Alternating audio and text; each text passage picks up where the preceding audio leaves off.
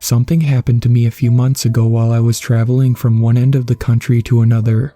I've tried not to think about it try as I might, I just can't seem to explain it. I'm hoping that by posting what happened here it might help, get my thoughts in order. So like I was saying, I was traveling from one end of the country to the other. The idea came to me last year. I've lived in the same country all my life, I thought to myself one evening, but I've only ever seen a very small part of it. I enjoyed traveling to other countries, seeing the sights they had to offer and experiencing the different ways of life, yet I'd hardly explored any of my own. I resolved to correct this and began making preparations. I meticulously mapped out my route, stopping in each of the major cities and beauty spots throughout the country before finally coming to a stop at the opposite end. I'll not lie, my excitement was at an all-time high as I set out on what would be my biggest venture yet. I packed the essentials and left, letting my parents and friends know what I was doing in case they needed to get in contact with me. It all went swimmingly to start with. I'd had no issues at all and had seen so much. There are some truly beautiful places here and I was having an amazing time. It wasn't until a few days into my trip that something happened. I was making my way through a more northern part of the country, a very rural area. It was full of small towns, lots of fields for growing crops and raising livestock, the type of thing. It looked idyllic, the sounds of nature and the smell of the grass and wildflowers thick in the air. The sun gave the wheat fields a golden glow as it slowly began to lean towards the horizon. Checking the time on my phone, I realized it would soon be getting dark. I was tired from the long walk of that day. I thought it would be a nice idea to walk from the last town I was into this one to get the full traveling experience. It had taken me far longer than I expected, and now rather than being in the next town over, I was about 2/3 of the way there, coming up on a small village. With a sinking feeling, I realized there was no way I'd make it to the next town before nightfall, and I was not equipped to continue my trek in the dark. The only source of light I had available to me was my phone, and there was no way it would have enough charge for me to use the torch all of the way there. There was no signal, so I wouldn't have been able to call for a taxi or assistance. The only option available to me was to try and look for somewhere to stay in the nearby village. Its name escapes me now. I never bothered to memorize it when I found it. Just as I reached the outskirts, a sense of hope filled me as I felt like my prayers had been answered. At the crest of the hill that led down to the village was a large house with a sign out front that read B&B. It looked a little old, but that seemed to add to its rustic charm. It was a quaint looking little building. Happier now that I'd at least solved one part of my dilemma, I could sleep here and then carry on my trek tomorrow. I made my way across the path to the front door. It was a little stiff and opened with a loud creak, as though its ancient hinges had not been moved for many decades. As soon as it opened, the smell of wildflowers and herbs filled my nostrils. Before me was a large foyer with several seats and magazines on one end, and a large wooden reception desk at the other. The place looked deserted, an old radio providing the only sounds that reached my ears. It was a little eerie, to be honest. "Hello," I called out as I slowly made my way to the reception desk. A faint sound of movement seemed to come from the room just behind the desk, but no answer. There was a bell on the desk with a plaque that read "Ring for Service" adorned to it. Gently pressing the top of the bell, it let out a high-pitched ding. "Hold your horses there, I'm not as fast as I used to be." The wizened voice came from the door behind the desk, followed by the shuffling sounds of shaky footsteps. A few seconds later, the door was gently pushed open to reveal an elderly man, well into his 70s. He slowly shuffled out to the counter before adjusting his glasses and looking at me. "Sorry about that, these old legs don't work like they did, and my ears ain't much better either. Now, what can I do you for? I'm looking for a room, if you have any available. I'm on my way to the next town over, but it's taking me longer than I thought. Is there anything available just for tonight?" I asked, hopeful that there were vacancies. I know I could have asked to use his phone and call a cab if there weren't, but it felt a little too much like cheating. I'd much prefer to continue my walk. Also, stopping somewhere like this would add to my sense of exploration, finding some hidden spots that aren't on any map. "Why sure, take your pick. I recommend room 3 on the top floor as it's got the best view of the village," he said, waving his hand to show the rack of keys to his right.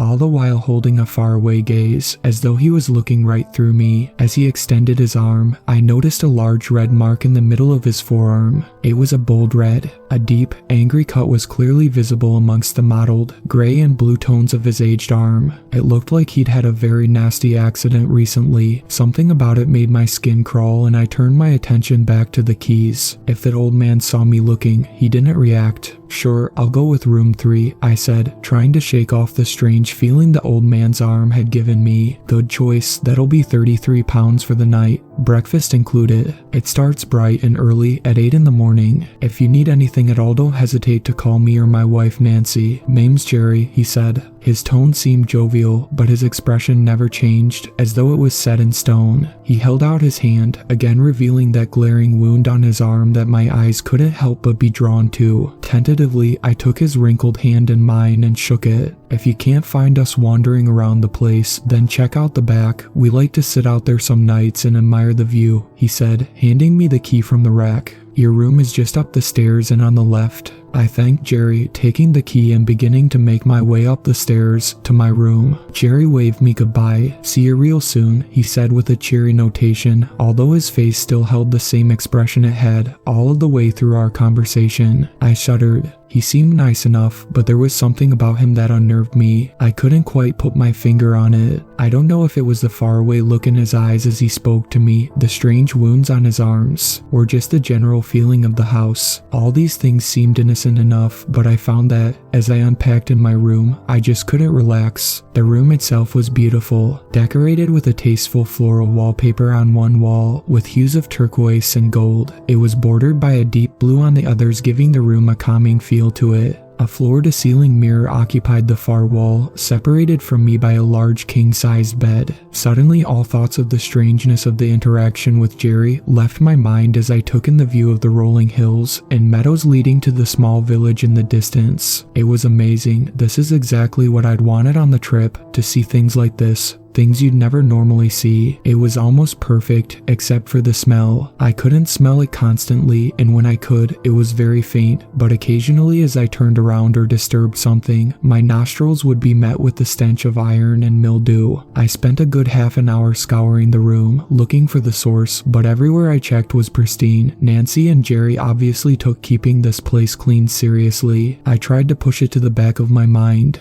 I could deal with it for one night. I thought to myself, it wasn't that bad. As I lay in bed, sinking into the comfort of the soft mattress, the fatigue from walking all afternoon soon caught up with me and my eyes became heavy. I barely managed to read a page of my book before I slipped into a deep slumber. The gentle tapping of something dripping on my face roused me from sleep. My eyes took a second to get used to my surroundings. I was still in my bed in the B&B, but everything looked different. The room had a strange red hue seeping in from under the closed curtains, causing the walls to glow faintly, blinking away the remnants of sleep. I felt my senses come back to me along with my vision. I could now clearly see the room. My jaw dropped and the blood drained from my face. This has got to be a nightmare, I thought to myself. As I surveyed the room, I could now make out what the faint red glow was illuminating. The room had changed. The walls, formerly blue and floral, were now pink and fleshy, peeling in places to reveal dark red sinew and muscle beneath, with snake-like blue veins running along in intervals. Reeling around, the other walls were the same, all looking like they were made of some grotesque fleshy membrane. They were moving, tensing and contracting rhythmically. Watching them, I couldn't help but be reminded of a worm, contracting and expanding its body to move. The rhythm, some strange invisible heartbeat, was mesmerizing. I could hear screaming coming from somewhere further away. It was loud and frightened. It sounded like whatever was making it was in pain, gradually weakening. It felt muffled against my ears as I watched the rhythmic writhing of the walls of the room,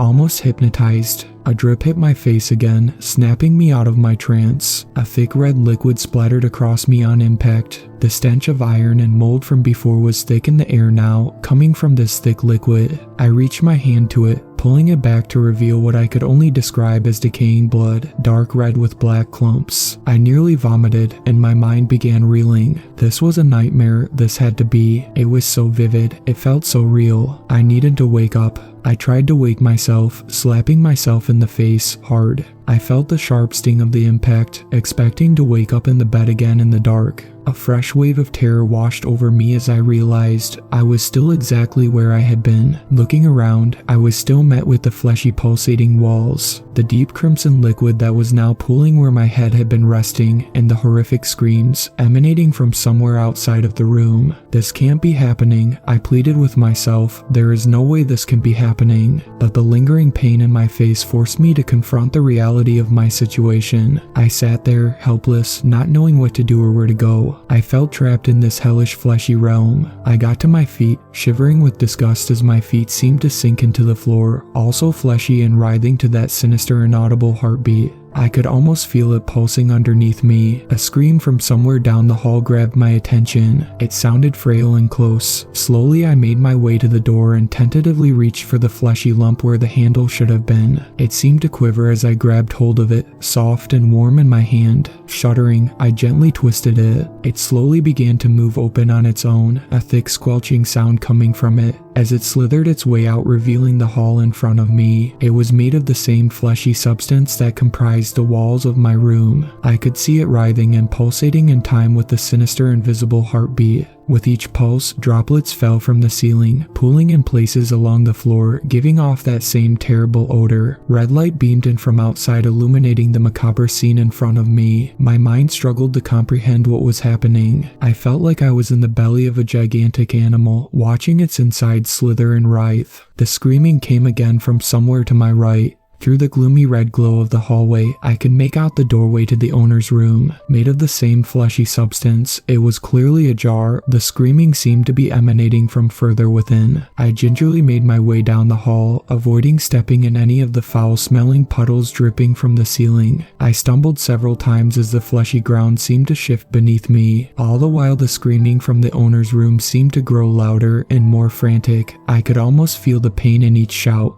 "Nancy, Jerry," I called out, shakily. No one answered my calls. I was only met with the sound of more screaming. Nervously reaching out a hand for the door, I was just about to grab the flabby handle when the sick squelching noise rose up as the door began to open on its own. I let out a scream and my legs went weak, a cold sweat breaking out across my forehead and a sickness rising up in my stomach. What I saw in that room, it had to be a nightmare. The doorway revealed the owner's bedroom. Illuminated by the same red glow as the rest of the B&B, I could make out the fleshy pulsating walls and the same dripping red liquid, only that's not what made me stumble around and flee. Hanging from the ceiling of the room were the owners. They were suspended a few inches above the ground, their wrinkled, naked bodies exposing the butcher's hooks embedded deeply within their limbs, pulling them tightly at odd angles. They were writhing in pain, contorting as the hooks pulled and tugged with each pulse of the silent heartbeat. Ear-piercing screams left their frail old throats as they were pulled this way and that by the sharp hooks impaled deeply in their limbs. This on its own was horrifying, but it was their faces. I couldn't take my eyes away from their faces. They were grinning, almost smiling as the chains tried their best to rip them apart, as though they were enjoying every minute of it. A scream forced its way out of my throat as I tried to process what I was seeing. Immediately their eyes snapped to me and their faces turned to that same blank expression that Jerry had maintained throughout our interaction earlier. Then, without warning, they both threw their heads back, unleashing an ear-shattering scream before violently thrashing against the hooks and chains, pulling against their taut skin. I watched in horror as it stretched and tore before the hooks swung back and embedded themselves deeper into the couple. Their hands reached out for me, a sense of longing in their eyes as they screamed.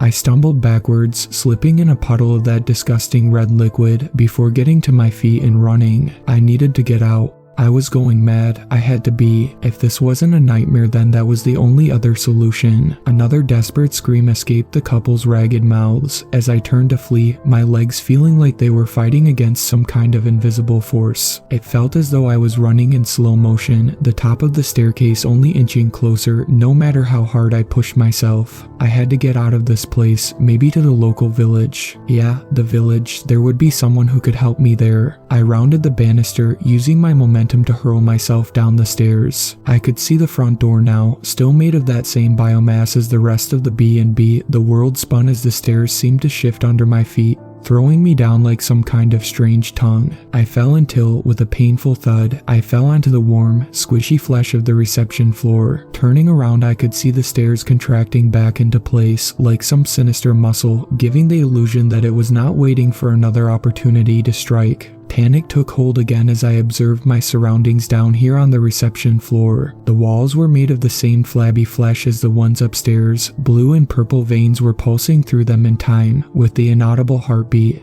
I wrinkled my nose as I noticed the stench down there. The place already stank, but this wasn't the same smell of iron and decay as I'd smelt upstairs. It seemed fouler, almost aggressive. A slight movement to my left caught my eye. Slowly turning my head towards it, my eyes laid upon a large pool. Its brown surface seemed to be slowly rippling, as though it had been recently disturbed. As I watched the ripples spread, a small series of bubbles began making their way to the surface before gently popping, adding to the massive ripples. Each pop was accompanied by a rotten, sulfurous stench that made me gag. I began to get to my feet, backing away from the foul odor when I thought I noticed something else breaking the surface, only for a second, before it quickly disappeared again. It looked kind of like a skeletal fin, taut translucent skin clinging to it, veins and blood clearly visible within. I didn't have a chance to determine more before it vanished beneath the bubbling waters, releasing yet another stench of death. A cold washed over me as my mind tried to conjure up possibilities of what that thing might be. As the water's surface began to bubble more aggressively, one thought screamed out in my head: "Get out." I didn't want to stick around to find out what that thing was. Turning as fast as I could, I begged my legs to run to the door. They sluggishly obeyed, as though they were running through treacle. As I gradually closed the distance between me and the door, the sulfurous stench ever present in the air and getting stronger, I reached a hand towards the flabby lump. That was the handle. Grabbing it tightly and wrenching it as hard as I could, I felt it shiver in my fingers, as though a jolt of pain had just flashed through it. I pushed against the door, waiting for the squelching as it slid. Only it didn't. I watched in bemused fear as the door seemed to stretch and solidify, the congealed lump hardening in my hand.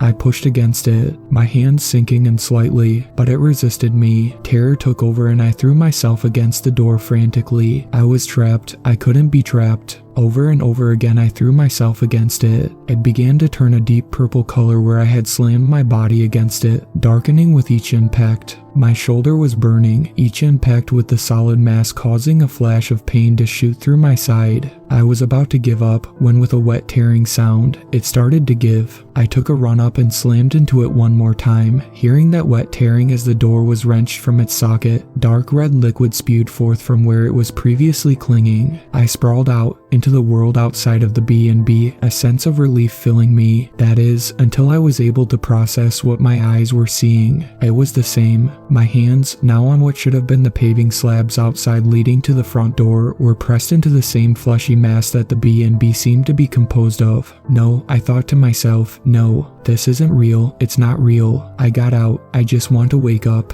But try as I might, it was futile. A part of me deep down knew that I was awake, that everything here was real. I just couldn't accept it. I looked around for anything, any sign of what to do or where to go. As I scanned the landscape, a sense of hopelessness smothered me, sapping my will to even move. The path was made of the same pulsating flesh, lined with thick, black hairs, where the patches of grass on either side should be. A burning red sun illuminated the world in a scarlet hue. I could see the line of trees in the distance, veiny growths that seemed to be protruding from the fleshy ground like snaking worms. With each pulse of that silent heartbeat, thick crimson fluid burst forth from their branches, drenching their thick trunks in a deep red. Turning towards the village, I could see the rolling hills that obscured it from this side of the B&B. Again, they were made of the same thick flabby mass as everything else, coated in the same thick black hairs as the grass patches outside. Only there was something else that made me feel sick to my stomach. I could see an eye, a large, bloodshot eye, rolled frantically around just underneath the fleshy mound of the hill. It seemed to flail around randomly, scanning the area under its membranous mound.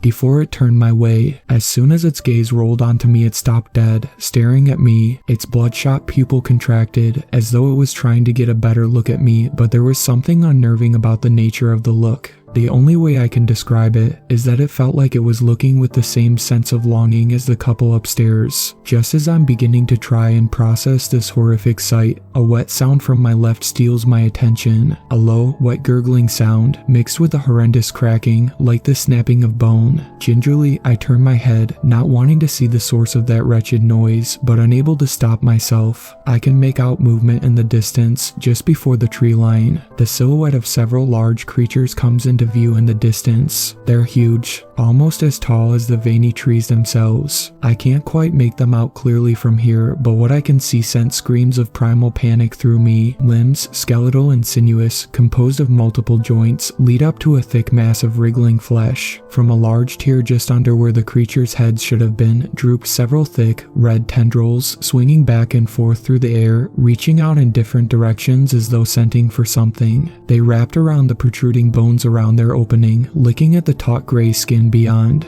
Overwhelmed by what I was seeing, and sure that I was going mad, all I could do was scream. I screamed until my throat was hoarse and my lungs burned. I was shivering, the feeling of being alone and trapped pressing down on me. I didn't know what to do. I couldn't wake up. I wasn't sure I was even dreaming. I couldn't go outside. Who knows what those creatures were or wanted, or even the eye. I couldn't go back inside with whatever that thing in the pool was, or the couple hanging from the hooks, their eyes begging, longingly. Everything reeled around in my head, fighting for control. Unable to think clearly, I did the only thing that I felt would provide me with some kind of comfort. Turning around, I ran back inside the house. I tried slamming the door behind me to hide away from the monstrosities outside, but it fought me every inch of the way, leaving a trail of red in its heavy wake. Eventually, after great exertion on my part, it relented, sliding back into place, sealing the outside away. Turning to the pool, it began to bubble and roil violently, the thick sulfurous stench clogging my lungs. I ran for the stairs, not paying attention to the pool, knowing that if I saw whatever was in there, my resolve would leave me completely. I needed to get to my room. If I could just get there, then I could get my things, think of a plan. I'd be safe, for a while at least. Grabbing the banister, I was about to put my foot on the bottom step when the whole gelatinous staircase moved violently. I waited a few seconds for it to complete its aggressive writhing before it gradually shrank back. Pushing myself to get up it as quickly as I could, not wanting it to throw me off them again, I took the stairs 2 at a time. Fighting for balance the entire way, my feet sinking into the flabby steps, I finally reached the landing, stumbling on all fours to my room. Forcing the fleshy door back into its frame, I frantically dragged my bed across the room. Large purple bruises appeared on the floor as its heavy feet tugged harshly against the skin. I positioned it in front of the door, throwing anything else I could on top of it, to barricade myself in before slumping down to my knees. The weight of everything I had witnessed came crashing down on me. Tears welled up in my eyes as the hopelessness of my situation set in. I sat there, clutching my knees and sobbing for what felt like hours. Eventually, the red hue of my room was gradually replaced with the yellow glare of the rising sun. I lifted my head from my hands, not believing what I was seeing. The walls, the flesh of the walls seemed to rescind, slowly replaced by the blue and gold that lined them before. I could feel the floor beneath me moving, slowly returning to the hardwood planks that I'd stepped on when I had first entered.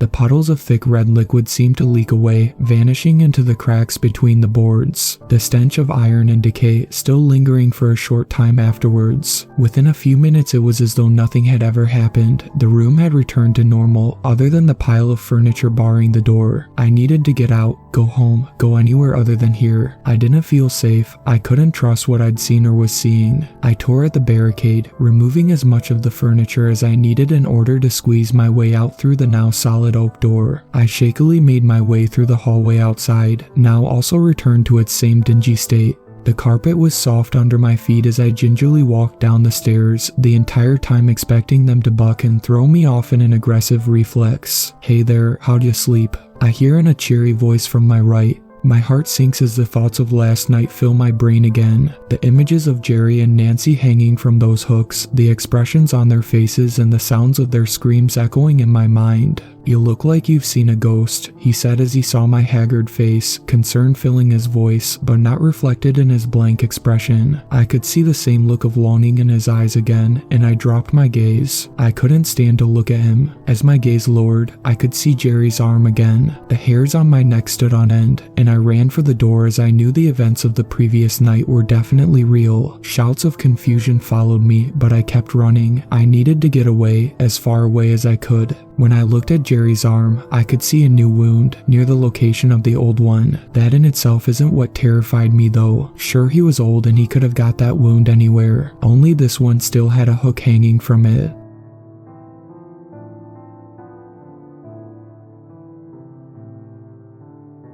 Thank you to my superfans, Sweet Black Swan, Tacy, and Brooklyn. I really appreciate you guys supporting my channel, and I look forward to making more content for everyone.